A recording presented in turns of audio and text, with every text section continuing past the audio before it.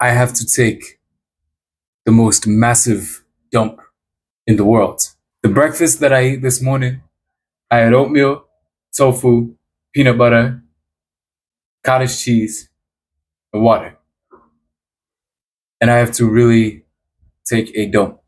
Just wanted to share. Speaking of food, we are going to be drawing a peanut butter and jelly sandwich. This is the picture that we're going to be using. Let's get to drawing.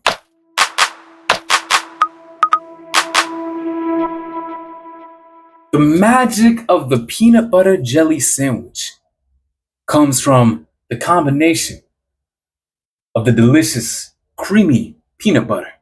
Peanut butter is just a natural condiment. It goes with anything. You put peanut butter on anything, it makes it 10 times better. And then you just mix it with the jelly. Whoever came up with the ingenious combination of peanut butter and jelly, give that person a Nobel Peace Prize. I believe George Washington Carver came up with the idea of peanut butter. But George Washington Carver is dead, so you can't give him a Nobel Peace Prize anymore because actually you could. You just have to. Was he given a Nobel Prize? I actually don't know that. I don't know my history. No, it's all good. It's all good. The fact that I know what George Washington, actually, I think it was a misconception that George Washington Carver invented the peanut. Did anybody actually believe that he invented the peanut itself? You can't invent a food. Well, no, let me say, you can't invent a vegetable because peanuts are vegetables. Yes, this is accurate. I think. That's actually my guess. I'm actually guessing that peanuts are vegetables because I don't actually know what peanuts are. Well, okay, are they legumes? Aren't they legumes? Legumes? I think that is what peanuts are. What you really want to get with the peanut butter jelly sandwich, when you get to the bread, you really want to make sure you get, it's very difficult to get the individual grains. So you have to get as close of a shape as possible. So what we're going to do with the bread is we are going to just draw the outline of it. And in the middle of the outline, we will try to capture as many grains as we can. Because you always want to get the grains. You always want to get the grains. I think we have a good outline right here. I wonder who came up with that saying, under the influence. I am under the influence. The influence of what? Where did that come from? What does it even mean? Does that, well, I mean, I know what it means. It means that you had a good time the night before. But, I mean, where did those words come from? Did somebody pick that up from a movie? And they say, you know what? Being high, being drunk is very similar to being under a spell. Like I'm cast under a witch's spell and I'm not in control of my actions. Yeah, that's probably what that means. It's almost like symbolism that alcohol and drugs is actually symbolic of magic. And it came from magic. That's the truth behind alcohol and drugs. That's why you should never do alcohol and drugs, kids, because once you do it, you will be on a curse for the rest of your life. And for the rest of your life, every single day, from when you wake up, from when you go to sleep to when you wake up, you will be, well, actually, that doesn't make sense. From when you wake up to when you go to sleep, you will become cursed. You will lose everything you have. If you start drinking right now, by the time you are 60 years old, everyone around you will die. They'll all burn in flames. And any pets you have, any pet bird, any pet dog, any pet cats, they will burn in flames too. That's how it works. That's why you never hear anybody who smokes or drinks. You never hear them live past 60. You never hear them talk again. Any celebrities who smoke or drink, they always pass away at 60. Yep. Sad. It's a sad world we live in. So I think what I'm actually going to do is I'm actually going to get the jelly and the peanut butter first before we go into the crumbs. I know I said I would get into the crust of the bread and I would get the individual grains, but I'll show you guys how to do that later. First, we're going to focus on the easiest part, which to me would be getting the actual PB&J integrity of the sandwich. Sandwiches always have integrity. I have fond memories of PB&J sandwiches. As comment down below, what was the fondest memory you ever have of eating a PB&J? Describe the environment, describe the people you had with you, just describe it like a scene from a novel.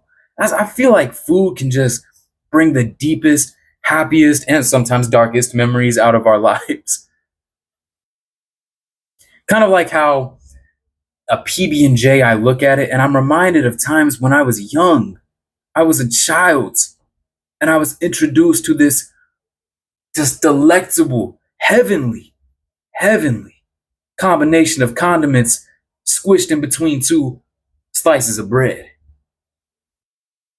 Kind of like how some people are reminded of ice cream and they think about the time that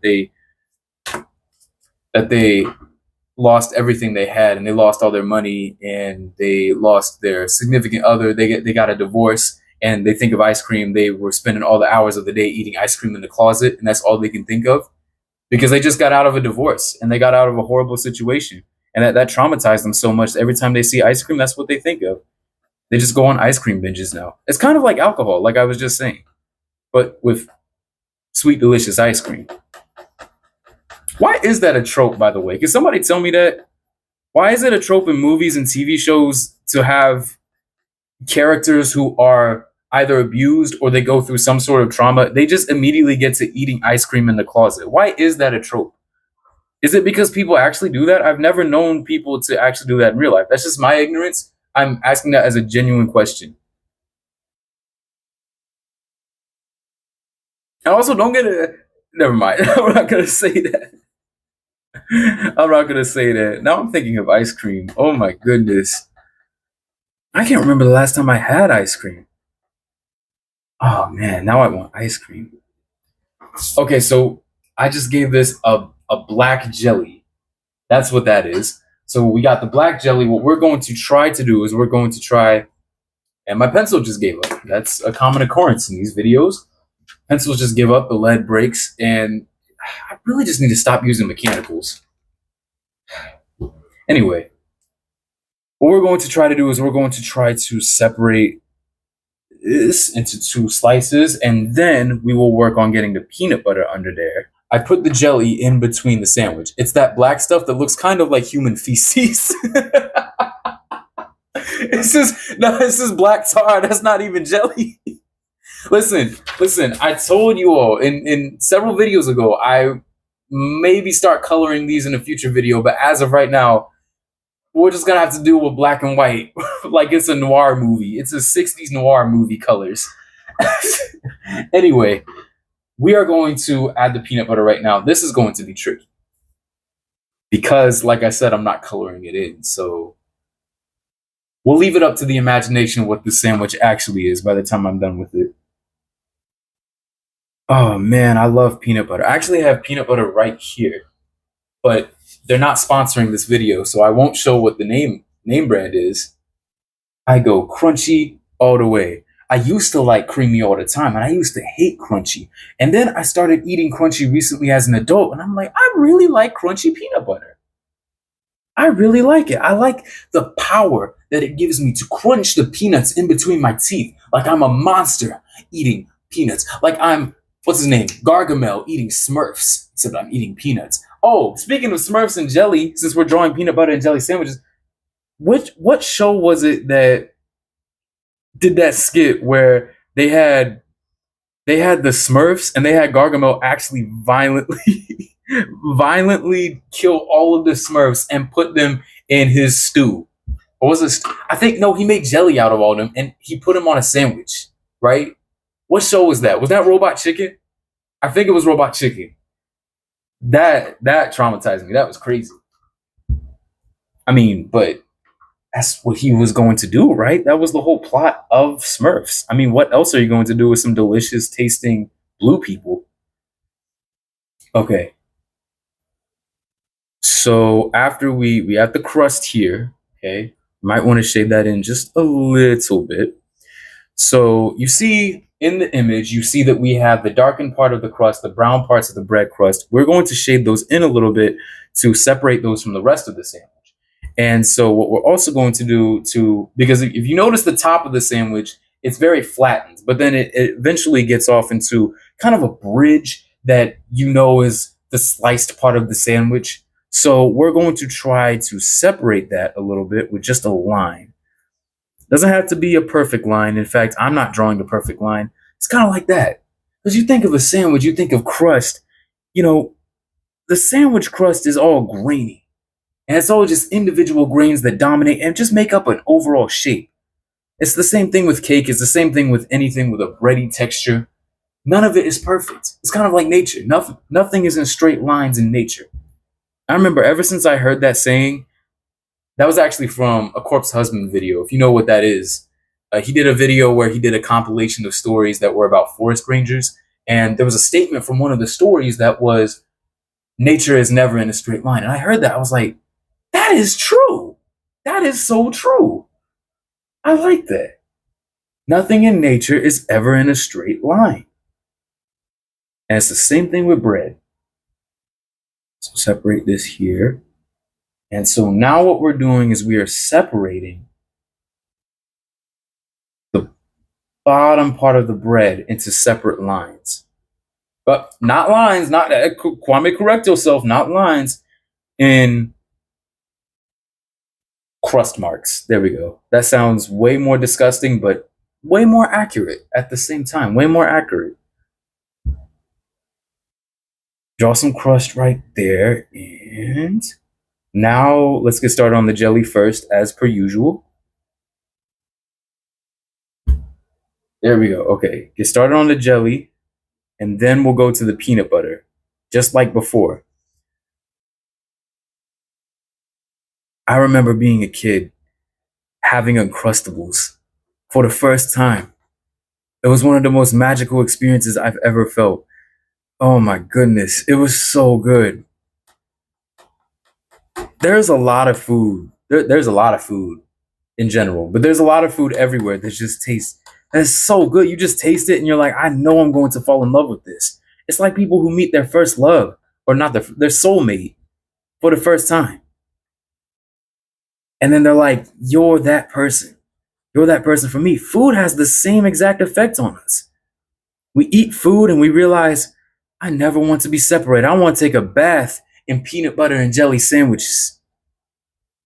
I want to fill up my entire bathroom with peanut butter and jelly, and then swim in it, and then put myself between two giant pieces of bread, and then eat myself. No, it's just, yeah, that got weird.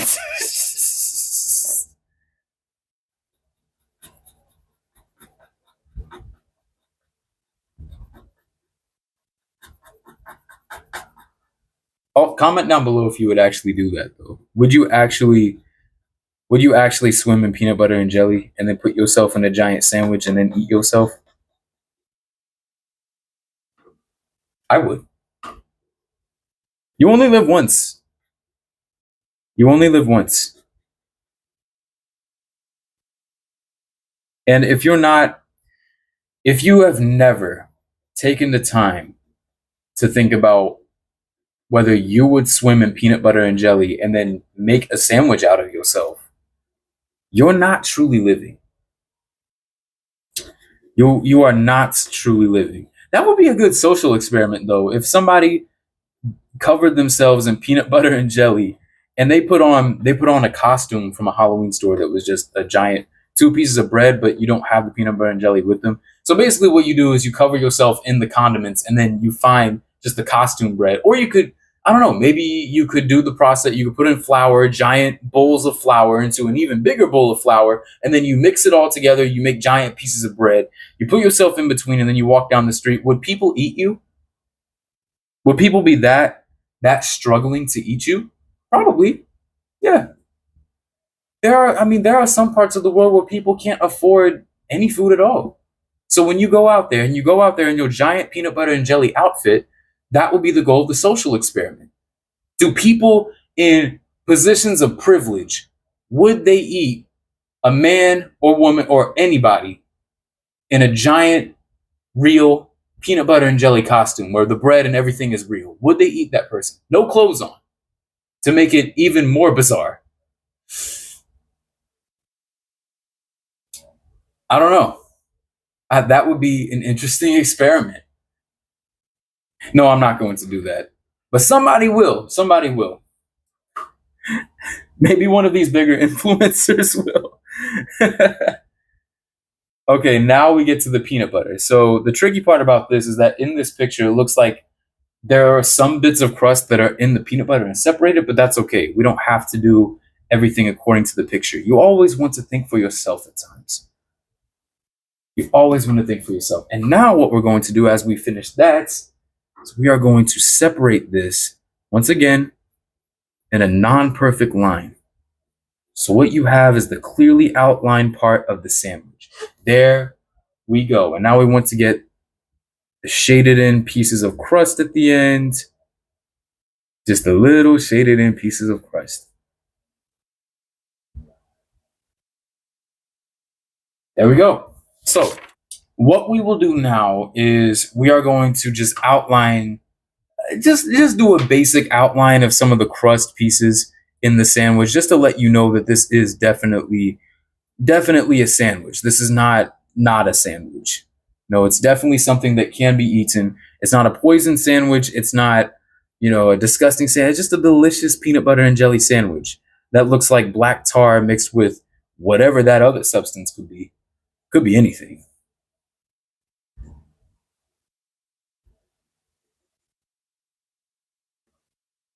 I probably just ruined everybody's appetite. Some people probably clicked on this video thinking that this was going to be a nice video to watch while eating a peanut butter and jelly sandwich. And all of my talk about poop and feces and what the sandwich could also look like possibly probably just made you all throw up watching this.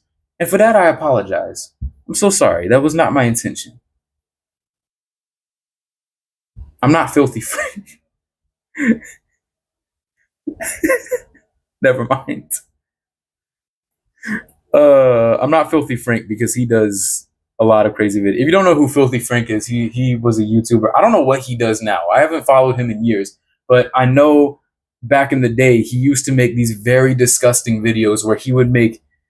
I'm not going to go into too much detail. He made a cake out of stuff that I will not clarify what it is, but given the context of what I've been saying, can give you a pretty good idea of what happened. And they ate the cake too. So